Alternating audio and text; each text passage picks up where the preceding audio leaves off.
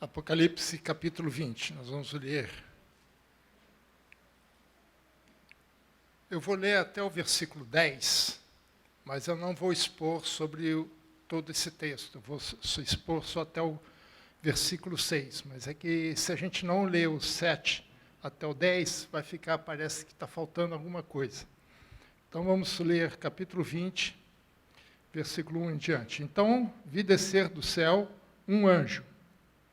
Tinha na mão a chave do abismo e uma grande corrente. Ele segurou o dragão, a antiga serpente, que é o diabo, Satanás, e o prendeu por 1000 anos. Lançou-o no abismo, fechou-o e pôs sobre ele, para que não mais se enganasse as nações até se completarem os 1000 anos. Depois disso, é necessário que ele seja solto por pouco tempo. Vi também tronos, e nesses sentaram-se aqueles aos quais foi dada a autoridade de julgar. Vi ainda as almas dos decapitados por causa do testemunho de Jesus, bem como por causa da palavra de Deus, tantos quantos não adoraram a besta, nem tampouco a sua imagem, não receberam a marca na fronte e na mão, e viveram e reinaram com Cristo durante 1000 anos. Os restantes dos mortos não reviveram até que se completassem os 1000 anos. Esta é a primeira ressurreição. Bem-aventurado e santo é aquele que tem parte na primeira ressurreição. Sobre esses, a segunda morte não tem autoridade. Pelo contrário, serão sacerdotes de Deus e de Cristo, e reinarão com ele os 1000 anos. Quando, porém, se completarem os 1000 anos, Satanás será solto da sua prisão, e sairá a seduzir as nações que há nos 4 cantos da terra, Gog e Magog, a fim de reuni-las para a peleja. O número dessas é como a areia do mar. Marcharam então pela superfície da terra e sitiaram o acampamento dos santos e a cidade querida. Desceu, porém, fogo do céu e os consumiu. O diabo, sedutor deles, foi lançado para dentro do lago do fogo e enxofre, onde já se encontram não só a besta, como também o falso profeta, e serão atormentados dia e noite pelos séculos dos séculos. Texto pesado, né? Mas eu vou falar só até o 6. Eu precisava ler até o final, porque há uma complementação aqui para a gente poder entender todo o texto. Essa segunda parte será exposta, será explanado com mais detalhes numa outra oportunidade, numa outra ocasião. Apocalipse é um livro de juízo. A gente tem visto o juízo de Deus em todos os capítulos. Nós poderíamos resumir os juízos até os capítulos da seguinte forma. No capítulo 2 e 3, é o juízo de Deus contra a igreja. Então, Jesus se apresenta à igreja, e em todas as 7 igrejas que ele dá uma palavra específica, ele diz: conheço as tuas obras, sei o que você está fazendo. E ele faz um relato detalhado do que acontece dentro da igreja.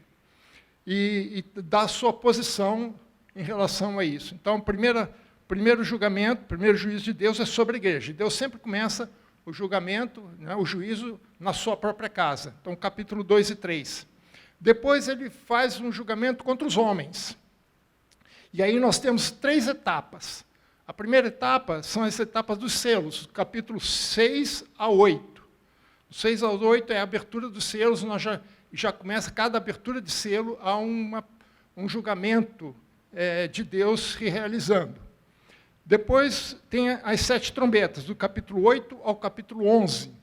Aí, aqui o juízo de Deus já começa a ficar um pouco mais pesado. Deus já vai começar a tratar de forma mais contundente. E no final, no capítulo 16, vem as 7 taças, que é o julgamento final. A gente pode entender o seguinte: por que Deus trata com os homens de forma mais longa? São 3 etapas, são 3 grandes oportunidades. Na verdade, não são 3, são 21 oportunidades, 3 vezes 7. Porque nós já lemos aqui, nós já estudamos, os irmãos reverem esses textos, vocês vão ver que uma palavra aparece constantemente, que é arrependimento. O que Deus quer é arrependimento da parte dos homens. Deus não se agrada da morte do ímpio. Jesus veio para salvar o mundo e não para condenar o mundo. O mundo vai ser condenado não porque Deus quer condená-lo, mas porque o mundo recusou, rejeitou a graça de Deus. Assim como nós somos salvos pela graça, eles também serão condenados pela graça, porque eles não aceitaram a graça. É a recusa da graça. Não é que Deus deseja que eles sejam condenados, mas é a própria ação deles em resposta ao ato de Deus que os leva a essa posição. Então, Deus dá várias oportunidades para o homem se arrepender. E o objetivo de Deus é o homem, porque o homem é a criação de Deus, é a suprema criação de Deus. É nele que Deus colocou sua imagem, né, e que fez o homem o ser supremo de toda a sua criação. Depois do julgamento dos homens, então vem o julgamento da Babilônia. Capítulo 17 é a Babilônia religiosa, representada pela meretriz. E depois, no capítulo 18, a Babilônia política e econômica. E nós já vimos aqui que a Babilônia não é uma cidade fisicamente falando, mas é uma ideologia, é um estilo de vida que é contrário a Deus, é rebelde a Deus, é de oposição a Deus. E é ali que nós vemos que a Babilônia caiu, que é o julgamento de Deus contra a Babilônia, contra esse sistema religioso, político e econômico. No capítulo 19, nós vamos ver numa outra ocasião, porque o pastor Fernando nos expôs a primeira parte do capítulo 19, que é um capítulo extenso, e a segunda parte ele vai falar sobre a besta e o falso profeta. Então, é o juízo de Deus contra a besta, o anticristo e o falso profeta. É por isso que nós lemos aqui no capítulo 20, que quando Satanás é lançado no lago do fogo, já estavam os dois lá, porque eles foram lançados no capítulo 19. Né? Então, a besta e o falso profeta recebem o seu juízo e condenação no capítulo 19. E agora, no capítulo 20, né, é o final da história. É o último julgamento, que é o julgamento contra Satanás. É o grande arquiteto, o grande idealizador de todo o sistema, quem criou a Babilônia, quem trouxe toda essa rebeldia para o homem e toda essa revolta, né, dele contra Deus. Então, é o último a ser julgado, é Satanás, aqui no capítulo 20. E ele vai ser julgado em duas etapas. A primeira etapa está nos versículos de 1 a 3, e a segunda etapa, do 7 ao 10, que nós veremos em uma outra ocasião.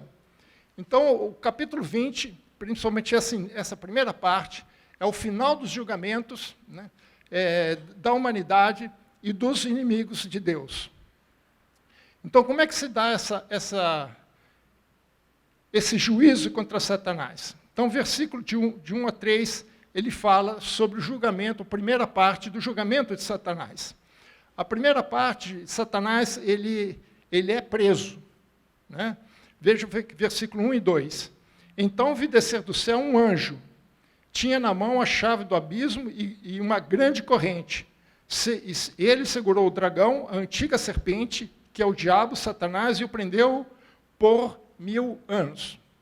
Não vou entrar muito na teologia do milênio, mas nós vamos entender o que é o milênio, na verdade, aqui, né? Porque há muita controvérsia, eu vou mostrar para os irmãos o que significa o milênio dentro desse contexto. Então, aqui, o que eles mostram? Primeiramente, um anjo que desce do céu, ele tem uma chave do abismo, e uma grande corrente, com essa corrente que ele prende Satanás. Obviamente, não é uma corrente física, isso aqui é uma imagem, para a gente poder entender o que acontece no mundo espiritual. Isso tudo é uma visão espiritual, não física, mas é para entender como é que Deus está agindo sobre. Né? E ele diz que ele segurou o dragão. Esse termo, segurou o dragão, e depois o prendeu, né? É mais ou menos a ideia de um policial quando pega um criminoso. Né? Esse segurar significa dominar, ele domina Satanás. Então, você já pode perceber que Satanás não tem tanto poder quanto parece. Tem gente que tem mais medo de Satanás que de Deus. Mas aqui ele mostra que Satanás não tem tanto poder assim. Ele era um anjo criado, era um querubim da guarda, era um grande dentro seres criados, até que se achou o pecado nele, e ele foi expulso do céu. E agora ele vai ser preso, ele é seguro, e ele é preso, e ele é acorrentado, né? Que vai ser acorrentado por 1000 anos. O que esse texto nos mostra? Que a ação de Deus contra Satanás é de empurrar Satanás para fora. Se a gente vê a sequência dos fatos com Satanás, é isso, Deus está empurrando Satanás para fora. A palavra que mais aparece nas ações de Deus contra Satanás é expulsão. Toda hora ele vai ser expulso, vai ser expulso. Então veja a sequência, Apocalipse 12, 9 e 10. Então, primeiramente, ele vai ser expulso do céu. Então, Apocalipse 12, 9 e 10. Ele fala assim, foi expulso o grande dragão. Veja que é a mesma nomenclatura do capítulo 20. O grande dragão, a antiga serpente que se chama Diabo e Satanás, o sedutor do mundo. Algumas versões falam o enganador do mundo. É a mesma palavra em grego, sedutor ou enganador, porque quem seduz está enganando, né? O sedutor do mundo, ou o enganador do mundo, sim, foi atirado para a terra. Então, ele estava no céu, ele foi atirado para a terra, né? E com ele os seus anjos. Então, ele não foi expulso sozinho. Teve anjos que o seguiram, segundo a gente entende de alguns outros textos da Bíblia, 1/3 dos anjos seguiu a Satanás. Então ouvi uma grande voz do céu, proclamando, agora veio a salvação, o poder, o reino do nosso Deus e a autoridade do seu Cristo, pois foi expulso o acusador dos nossos irmãos, o mesmo que os acusa dia e noite diante de nosso Deus. Algumas pessoas perguntam assim, mas a questão de Jó, né? Lembra de Jó, que Jó estava na prisão? Por que ele estava lá? Porque naquele momento ele ainda não tinha sido expulso. Veja que ele fala aqui, olha, o acusador, ele que o acusava dia e noite diante de Deus. Então, até aqui, ele ainda tinha acesso ao céu. Agora ele foi expulso. Então, Deus começa a jogar ele para fora. No céu ele já não entra mais. Ele vem para a terra, né? Só que chega na terra, ele também vai ser expulso da terra. Veja comigo João 12, 31. João 12, 31, que diz assim, chegou o momento de ser julgado este mundo, e agora o seu príncipe será expulso. Então ele foi expulso do céu, agora ele vai ser expulso da terra. Por quê? Porque é ele que se opõe ao reino de Deus. Então veja, tanto no texto de Apocalipse quanto no texto aqui, nos mostra que só pode haver um reino presente. Ou é o reino de Deus, ou é o reino de Satanás. Não tem como. Veja, se a gente voltar lá para o de Apocalipse, ele foi expulso, ele falou, agora veio o reino. Por quê? Porque foi expulso o acusador. Então, Satanás tem que ser expulso para que o reino de Deus se expanda, né? Porque ele é que faz oposição. E aqui a gente precisa entender aquela expressão que Jesus falou assim, as portas do inferno não prevalecerão contra a igreja. Porta, irmãos, é instrumento de defesa. Nós temos portas para não deixar as pessoas entrarem. Não é de ataque, é de defesa. Então, o que Deus está dizendo aqui? Que a igreja vai ter autoridade de invadir o reino das trevas para levar o reino de Deus. As portas do inferno, nada, nenhum instrumento de defesa do reino das trevas vai impedir que o reino de Deus avance. E a igreja é um instrumento de Deus para esse avanço aqui na terra. Então, esse texto ele é muito profundo para nós. As portas do inferno não vão ter autoridade de impedir o avanço da igreja. Porque a igreja é o representante, não é o reino, mas é o representante de Deus, né, do reino de Deus aqui na terra. Ok? Então, as portas do inferno não vão prevalecer contra a igreja, porque a igreja vai avançar, o reino de Deus está avançando, e o reino das trevas está recuando. Saiu do céu, agora ele vai sair da terra, né? E quando isso acontece, o reino de Deus se manifesta. Veja comigo Mateus 12, 28. Mateus 12, 28. Veja que Jesus fala, se, porém, eu expulso, olha, novamente a palavra expulsar, né, demônios pelo Espírito de Deus, o que acontece?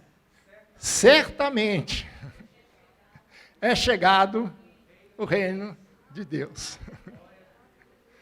Porque não dá para ficar os dois. Ele é mutuamente excludente. Ou você tem um, você tem outro. Você não tem como ter os dois. Né? Então, Jesus está dizendo, se eu expulso os demônios pelo poder do Espírito Santo, então o reino de Deus já chegou. Porque você só pode expulsar alguém se você é mais forte do que aquele alguém. É aquela parábola do valente que vai entrar na casa. Para entrar na casa, ele tem que amarrar o outro, para poder saqueá-lo. Então, se você não for mais forte que o outro, você que vai ser dominado.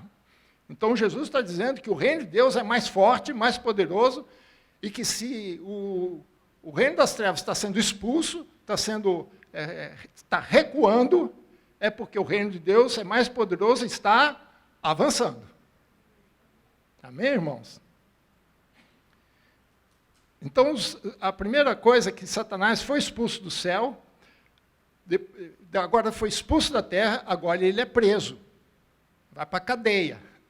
Né? Segurança máxima. Né? Veja o versículo 3. Lançou-o no abismo, fechou e pôs selo sobre ele, para que não mais enganasse as nações, até que se completasse os 1000 anos. Depois disso, é necessário que ele seja solto pouco tempo. Esse abismo é a cadeia de segurança máxima de Satanás. Abismo, o conceito de abismo em grego é de um poço que você não consegue ter noção do fundo, é como se fosse um poço sem fundo, é algo muito profundo. Né? E veja só, esse abismo, ele tem porta, né? Essa porta tem um cadeado, ele pode ser fechado ou aberto.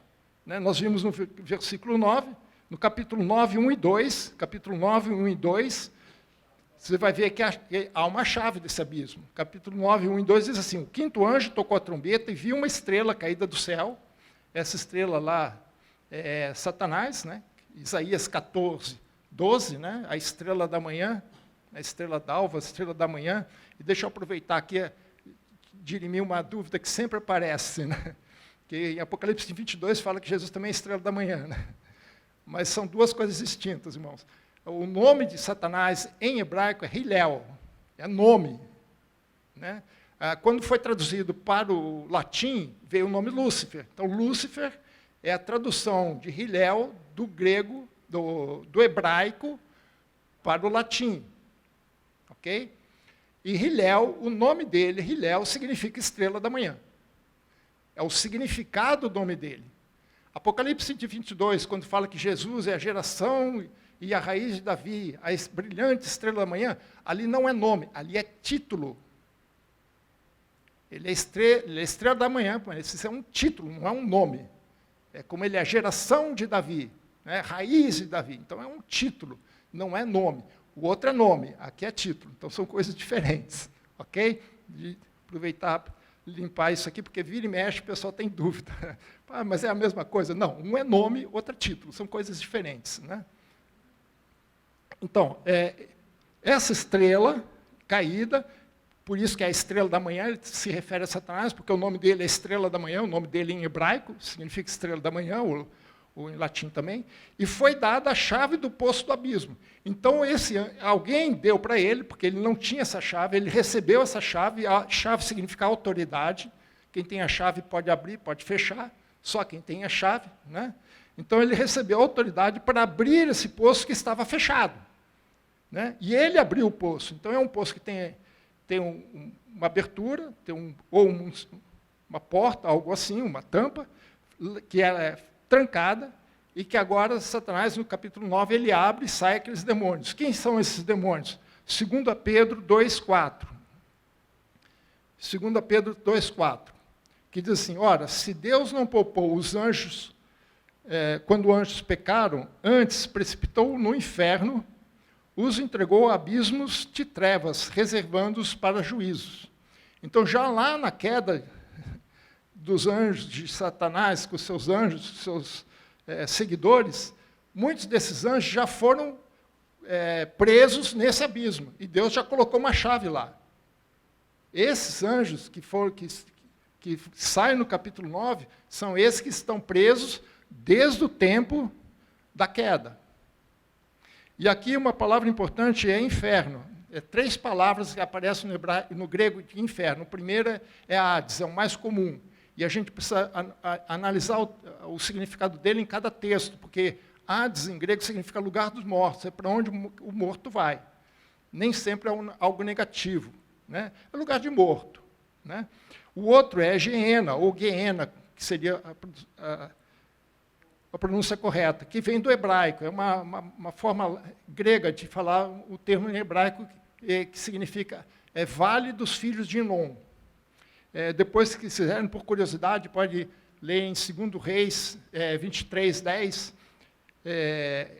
Muitos reis daquela época, como, por exemplo, Manassés, ofereciam seus filhos a Moloque, nesse vale, e eles eram queimados. Então, o Moloque tinha, na sua adoração, o fogo, né? E, por favor, irmãos, Moloque não tem nada a ver com moleque. Okay? Moloque é uma palavra hebraica, veio lá do século 7, 8 a.C., e moleque é uma palavra que veio com os africanos angolanos para o Brasil, okay?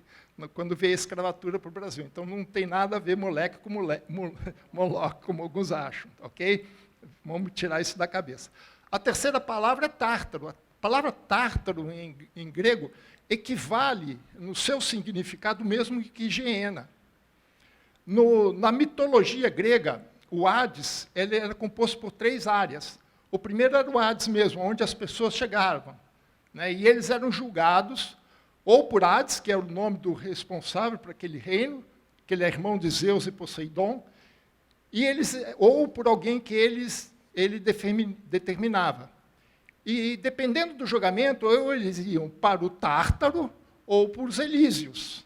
Os Elísios eram onde iam os heróis, os homens de grandes feitos, os homens que tinham uma vida ilibada, aqueles que tinham os nobres, né? Nobre no sentido moral, não financeiro, né? Enquanto que no Tártaro iam os assassinos, criminosos, os maus elementos, né? E o Tártaro era um lugar onde se queimava, onde o conceito de Tártaro sempre tem um conceito de fogo. Então, quando Pedro usa esse termo Tártaro, era o lugar mais baixo e profundo do Hades, do lugar dos mortos. Então, aqui, ele equivale ao Geena, mas também equivale a esse abismo, para os irmãos entenderem que depois, quando ele vai falar do Lago do Fogo, ele está relacionado a isso. Então, Pedro utiliza de um pensamento da mitologia grega para fazer essa ponte, né? Fisicamente não existe esse Tártaro, né? Mas é mitologia, mas a ideia é essa, da condenação daquele que é o elemento mais mau, né? Mais criminoso de todos, que é Satanás. E esses anjos estão nesse lugar, eles estão presos. Eles foram soltos por Satanás no capítulo 9. E agora é Satanás que vai ser lançado lá, né? E não deve ser um lugar muito bom, viu, irmãos? Porque nem os demônios querem ir para lá. Querem ver? Lucas 8:31. Lucas 8:31.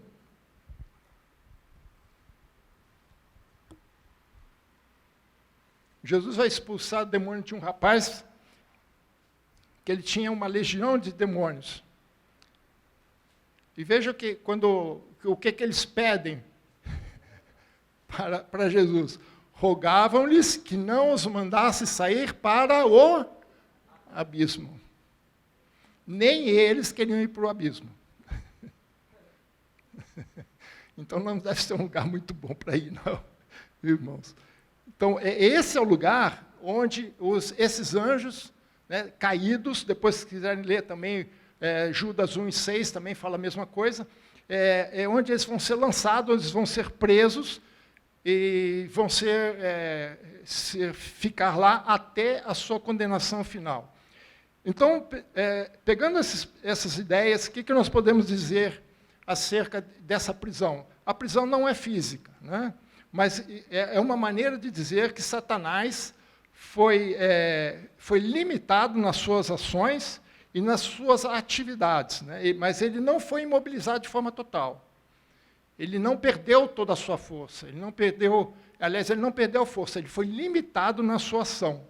E veja que ele foi preso, na verdade, ele foi confinado. E esse confinamento não é uma punição, não é uma condenação. Isso só vai acontecer no versículo 10. Aqui ele vai ser trancafiado para que ele não seduzisse as nações, para limitar a sua ação. Então, vamos comparar com um animal no zoológico, né? Ele tem a sua jaula, né? Então, fora da jaula, ele não tem ação. Ele pode rugir, pode fazer o que for, né? Mas não entre na jaula. Não entre na jaula, né? É por isso que Paulo fala assim, o Satanás é como um leão que ruge ao nosso derredor. Ele não pode nos atacar. Mas se a gente entrar no espaço dele, aí nós corremos perigo. Então, Satanás não pode agir do jeito que ele quer agir.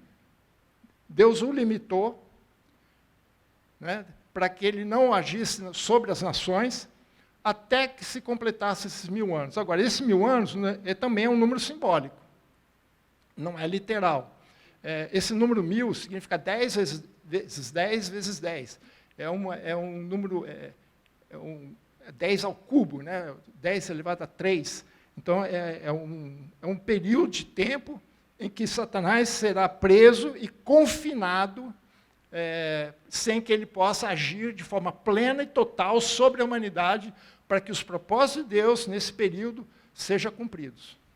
Porque era ele que impedia, né? Ele era o acusador, ele que impede, ele que agia para que os homens não cumprissem a vontade de Deus.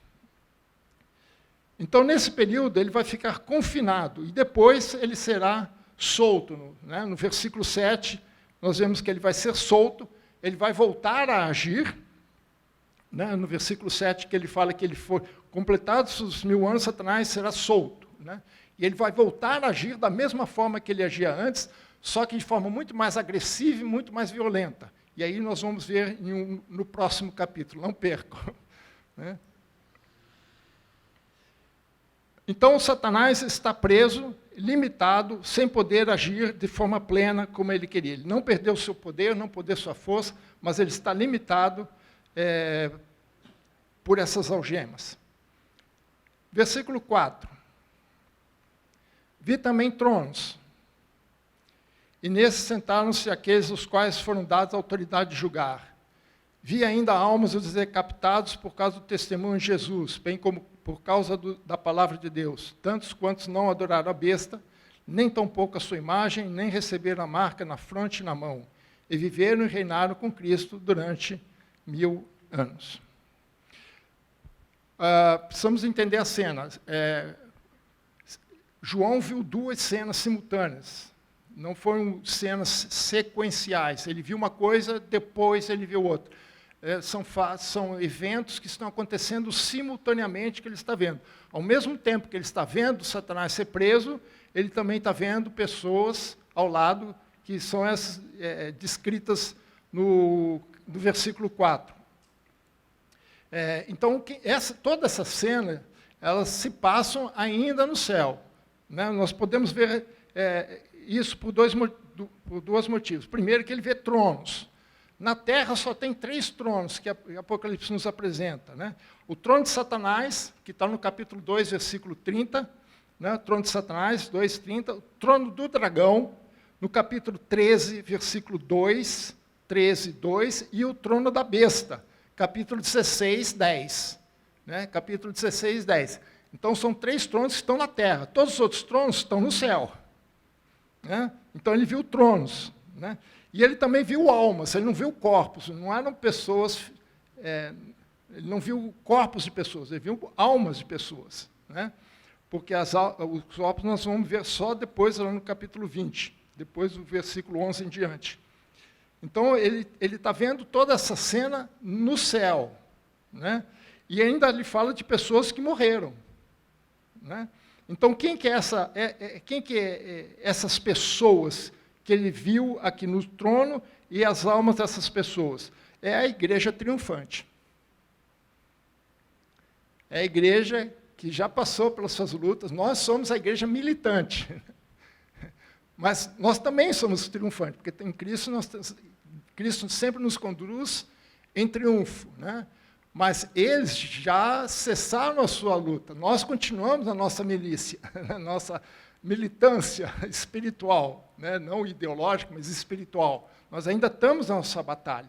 Como Paulo fala, né? Nossa luta não é contra carne nem sangue, né? Nós continuamos na nossa. Então, a igreja, hoje, ela é militante, mas aquela que está no céu é triunfante, porque elas já triunfaram em Cristo. Então, veja, são 3 grupos de pessoas aqui. O primeiro grupo são os 24 anciões, porque ele fala assim, aqueles aos quais foi dada a autoridade de julgar. Esses são os 24 anciões, no capítulo 4, versículo 4. Esses 24 anciões representam os santos da primeira aliança e da segunda aliança, da aliança mosaica e da aliança com Cristo, do Antigo Testamento e do Novo Testamento, né? São os representantes dessas 2 alianças. Depois ele viu almas dos decapitados. Os decapitados são os mortos por causa de Cristo, aqueles que foram fiéis a Deus, né? Tanto na primeira quanto na segunda aliança. Aqueles que morreram por Cristo, né? Como ele fala decapitados, porque ele está falando que essa era a maneira com que Roma condenava à morte os cidadãos romanos. Quem não era cidadão romano tinha outros jeitos.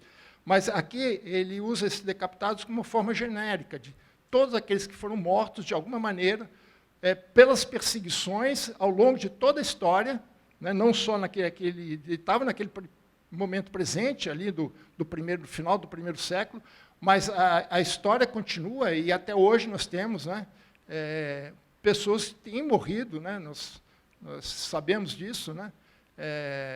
Aliás, nunca se matou tanto cristão do que esse último século, né? Isso são dados confirmados, né?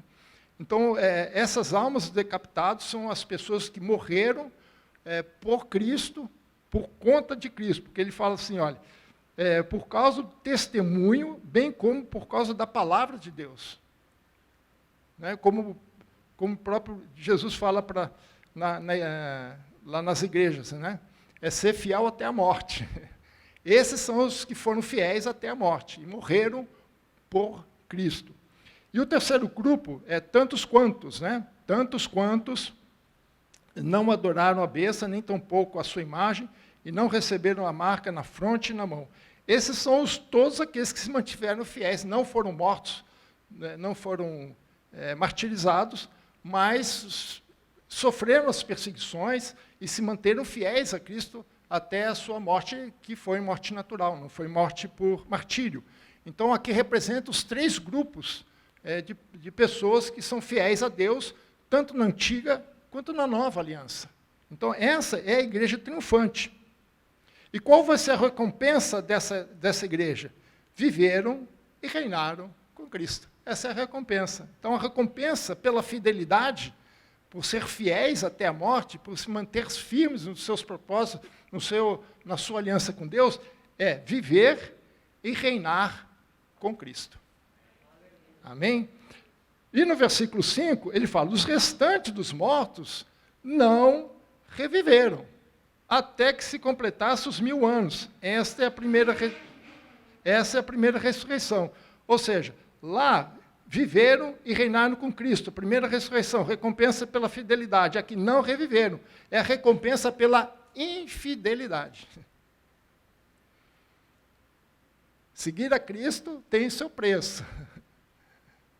Ônus e bônus, mas não seguir a Cristo também tem seu ônus e bônus, né? Então, esses não reviveram, né?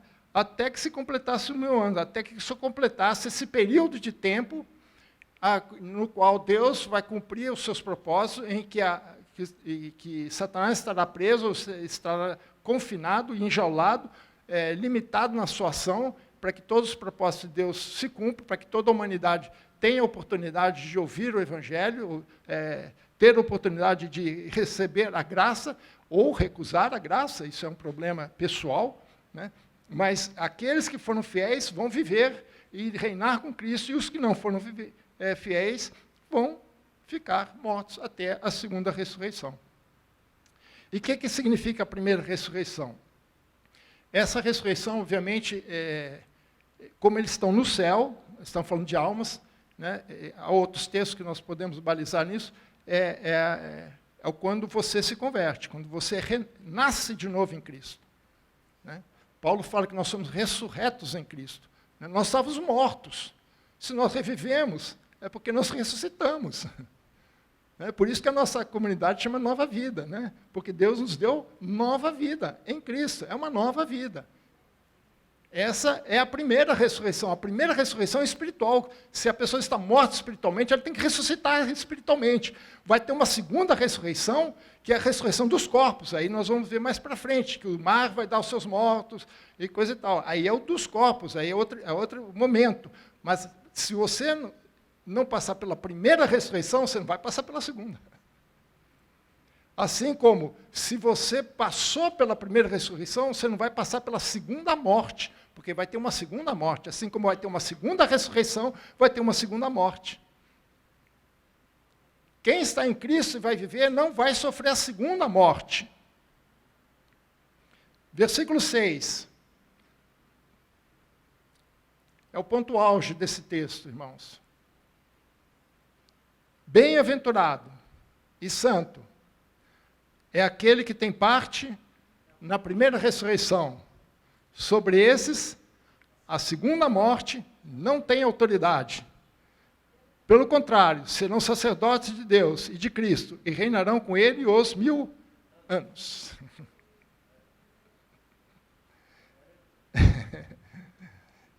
Vai no versículo 14. Veja o que ele fala. Esta é a segunda morte, o lago do fogo. Então tem uma segunda morte. Mas quem vive em Cristo não passa pela segunda morte. A segunda morte não tem autoridade sobre ele. Irmãos, é autoridade. Sabe por quê? Porque o salário do pecado é a morte. E todos pecaram. Mas quem está em Cristo já está justificado. A morte não terá mais domínio sobre ele.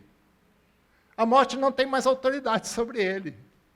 Então, quem ressuscitou a primeira vez em Cristo, em espírito, não vai passar pela segunda morte, vai passar pela primeira, que é a morte física. Mas a segunda não. Agora, quem não passar pela primeira ressurreição vai ter duas mortes. A primeira é a física, e a segunda é eterna. Por isso que ele fala que aqueles que estão em Cristo viveram e reinaram com ele, e os que não estão em Cristo não viveram. O preço, né, a recompensa da fidelidade é a vida eterna. E a recompensa pela infidelidade é não viver, é a segunda morte.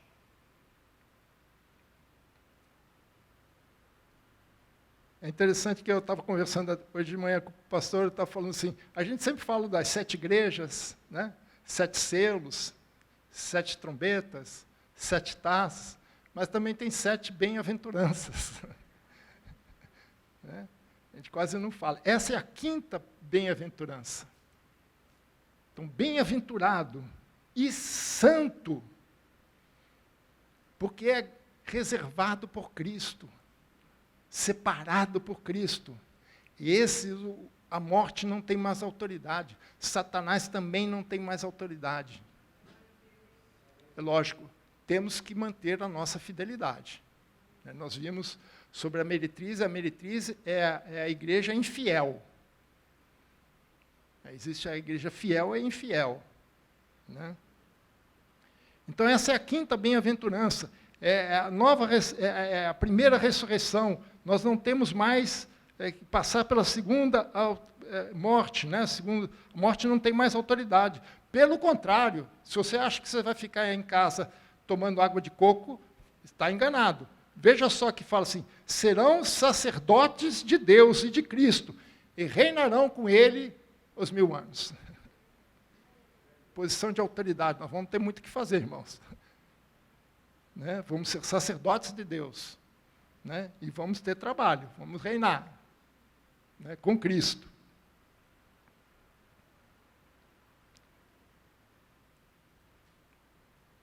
O que nós podemos aprender daqui, desse texto?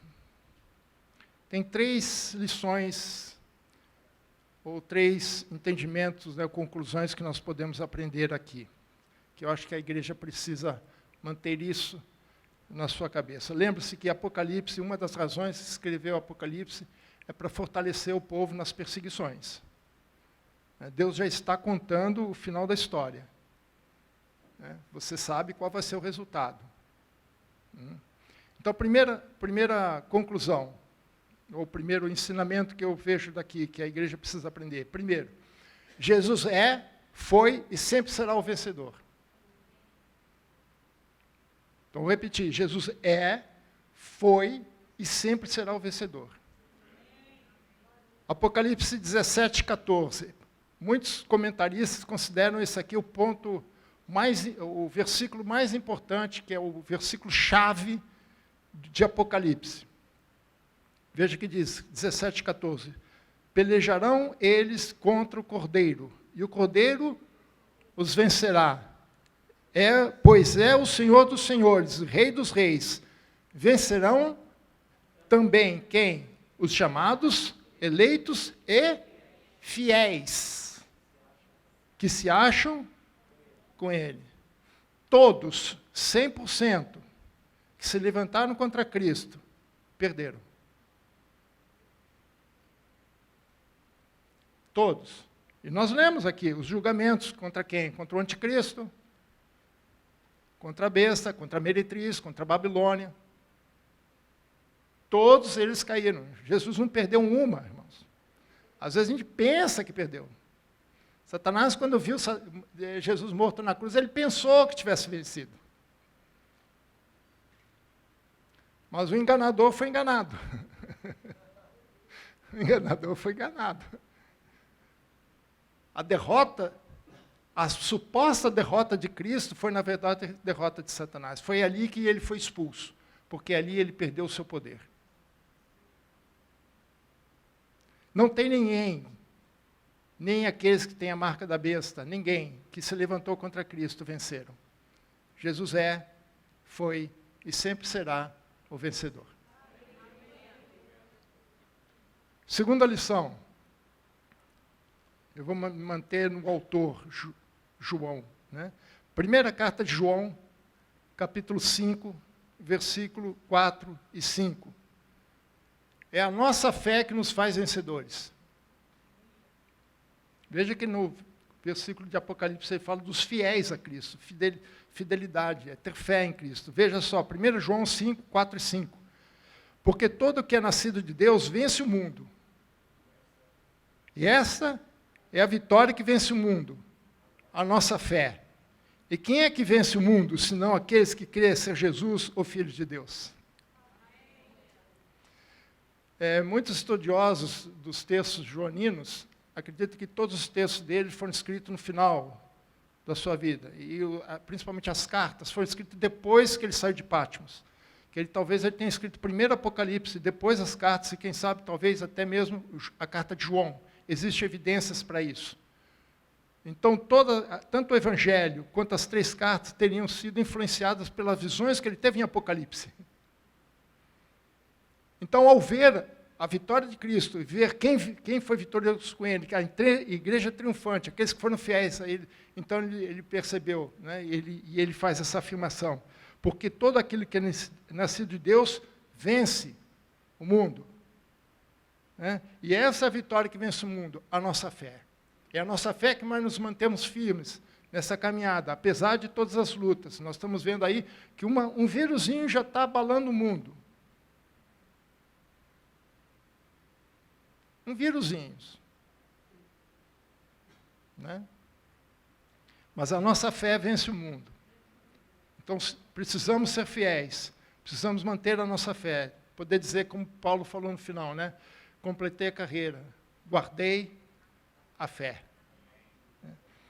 E terceira lição que nós precisamos ter em mente, João 16, 33. João 16, 33, que é, apesar de todas as adversidades, devemos manter a nossa fé. Nós vivemos por fé e não por vista. Não são as circunstâncias que devem determinar o nosso caminhar, né? As circunstâncias que devem determinar a nossa fé. Veja que Jesus fala em capítulo 16, versículo 33. Essas coisas vos tenho dito para que tenhais paz em mim. E não é só o evangelho que ele está falando. No mundo, passei por aflições, mas tem de bom ânimo. Eu venci o mundo.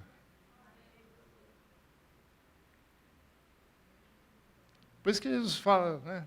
Paulo fala, né? Que nós, em Cristo, nós somos mais do que vencedores. Não porque nós somos bonzinhos, bonitinhos. Se fosse assim, muitos de nós. Mas é Cristo em nós. É a nossa fé em Cristo, firmamos em Cristo. E Apocalipse nos mostra o final da história. E qual vai ser o resultado. Nós já sabemos o final. Jesus sempre, em Isaías, ele fala assim, eu aviso os meus servos antes do que eu vou fazer. Para que quando acontecer, vocês creiam em mim. Que quando acontecer, vocês já estejam preparados. Vocês não vão ser enganados por mim. Eu não estou prometendo para você vida fácil. Aqui. Mas eu estou te contando o final da história. O que vai acontecer ali. Amém? Então, irmãos, se você estiver aí balançando por conta de um vírus, se firme em Cristo. Isso não é nada. Cristo enfrentou coisas maiores. E nós enfrentaremos também. Mas lembre-se, Cristo é vencedor sempre. E nós também seremos, se mantivermos com Ele. Viveremos e reinaremos com Cristo. Amém? Deus te abençoe, firme na tua fé. Se estiver abalado, ore a Cristo. Às vezes a gente está abalado mesmo, as circunstâncias, como Jesus mesmo falou, né? A carne é fraca, mas o Espírito é forte. Então, quando a carne estiver fraca, nós temos que ir para o Espírito, orar a Deus, buscar em Deus, firmar na palavra, ler mais a palavra, entender mais os textos, ver o que Deus está falando e nos firmar naquelas promessas eternas para nós. A igreja é triunfante. Nós estamos ainda na nossa milícia, mas nós somos mais que vencedores em Cristo Jesus. Amém? Deus abençoe.